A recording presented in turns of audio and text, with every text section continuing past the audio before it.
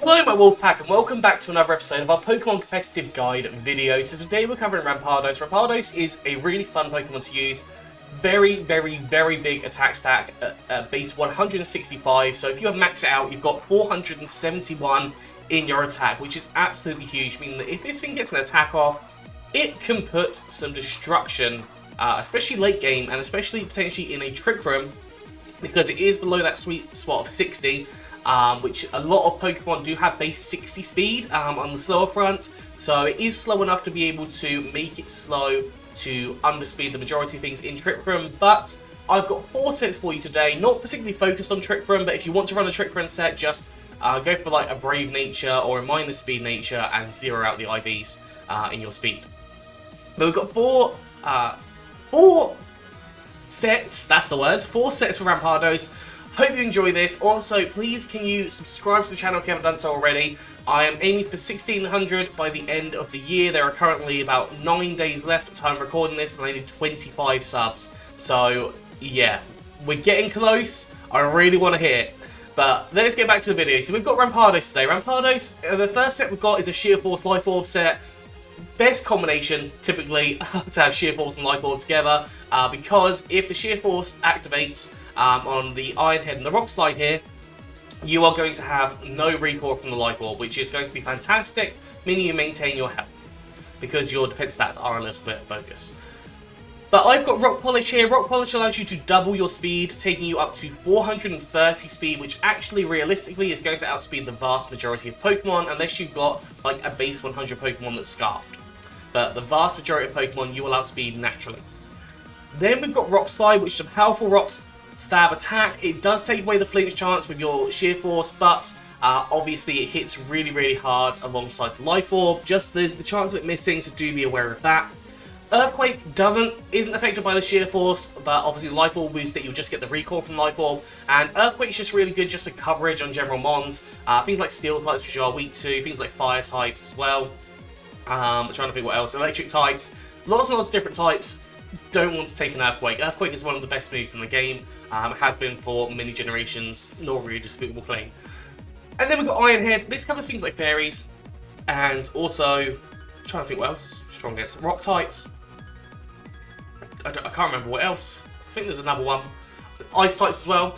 But yeah, Iron Head, really strong attack. It takes away the flinch chance again, but you do get that boost with the Sheer Force Life Orb. The main thing it is for those fairies, because fairies are a pain in the backside and can be quite difficult to deal with, especially as they've been brought back into a gen where they weren't originally in, so it kind of changed up the meta ever so slightly from where it originally was. Now, EV-wise, I've gone for max attack, max speed with an Adamant nature, some more attack, less special attack. Realistically, I think you want to go Adamant as opposed to the Jolly, which is the plus speed. If you go plus speed, I think you're just wasting extra stats there, because you will, after a Rock Polish, outspeed anything that isn't Scarfed. So anything that's not Scarfed in this game, you will 100% outspeed.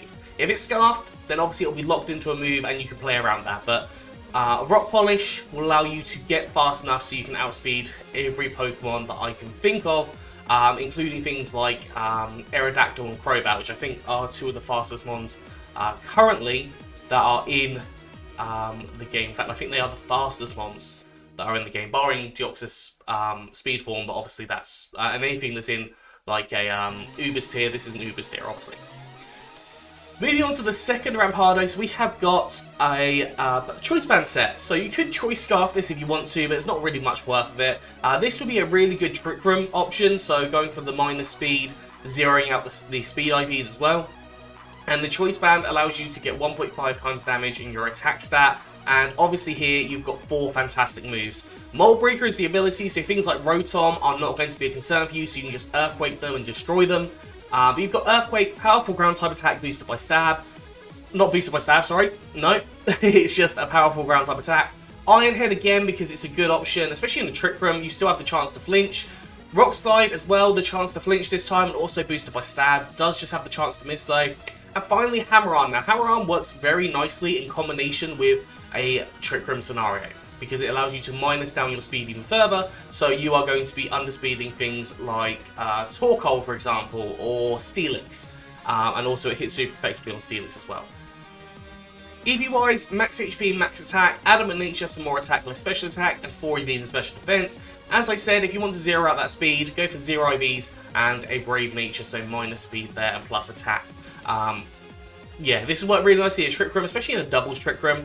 I can definitely see this working really, really well.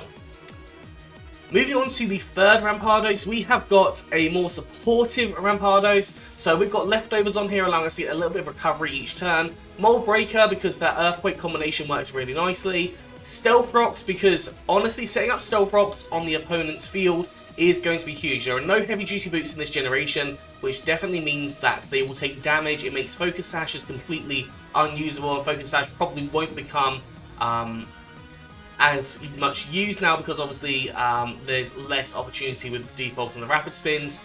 Obviously that will still be around, but you know, Focus Sash is less reliable than I think it previously was, because obviously flying types and bug types are mostly the ones that get defog, and they are just going to take damage on income.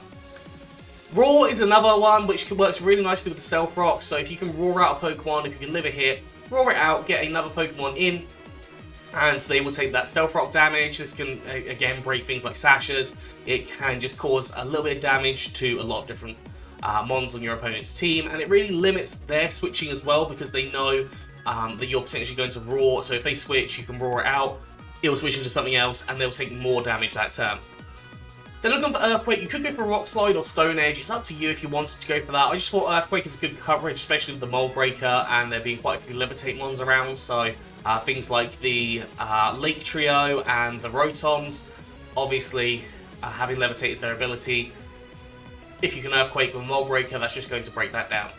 And finally, you've got Brick Break there. I just think in case of screens, because I can definitely see screens being used a lot more frequently. So Light Screen and Reflect, a lot of Pokemon do get access to one of them. So Brick Break, just to be able to break those, is definitely going to be a really, really good move. EV-wise, same as before, so max HP, max attack, adamant nature, some more attack, less special attack, and 4 EVs and special defense. You could go different, you could go max HP, max defense with a impish nature, so more defense, less special attack. Or you could go with a max special defense with a careful nature, so more special defense, less special attack. So it's up to you how you decide to go for it. Obviously, Rampardos is a little bit frail to do this set, and it is a bit more of a difficult set to potentially run because of that frailness. But if you can get Baton Pass and defense onto it from like Cosmic Power Fable, then that is going to work really nicely in your favour. Unfortunately, the only recovery you have here is leftovers. You could replace something with rest if you wanted to, but that is just a little bit too risky. I don't really like running rest too often, because I do find it is just too much of a risk. Moving on to the last Rampardos, I have gone for a double setup Rampardos. So you've got Swords Dance and Rock Polish here. Now obviously, in the opportunity of running a Trick Room scenario, you can just go for Swords Dance and then 3 attacks, but if you're going for the speed scenario, you could go for Rock Polish, double your speed, Swords Dance, double your attack, which takes it to well over 900, like 942 I think it is, and it will just obliterate anything. I imagine that's the majority of Pokemon will get one hit KO by either Rock Slide or Earthquake, barring like some very, very, very defensive Pokemon. But realistically, Rampardos with the Swords Dance is just killer. It just destroys anything. The item I put on here is a Shuckerberry. You don't have to go Shuckerberry. You could go for a large variety of different things, honestly. You could go for like leftovers, possibly even Focus Sash. You could go for any other reducing berry, but I think Shuckerberry is the most common one that you're going to see, because Earthquake is a very common move that is used. You could always go for, I'm trying to think of different items that are still available. You could go for potentially Life Orb as well. I think Life Orb would be a bit overkill with this set. You could go for a Citrus Berry, or things like a Custap Berry if you can't set up your speed. Then the Custap Berry comes in handy as well. Lots and lots of different things that you are able to use there. So max attack, max speed, adamant nature again. You don't need to worry about the speed, because realistically not much is going to outspeed you at that point. But if you get this set up, honestly this could be a sweep, and especially if you do this late game, after you've got some chip damage on different things, you're just going to obliterate them. So I really like this Rampardos set. Admittedly, very tough to set up. If you can Baton Pass a sub into it, then that's going to work really nicely for you. Anyways, that is all for Rampardos, so I hope you've enjoyed this. If you have, please do like, subscribe, and comment. As I said, trying to get to 1600. Not quite there yet, but would really love to hit it by the end of the year. Anyways, that is all, so I hope you had a good one, and I'll see you soon.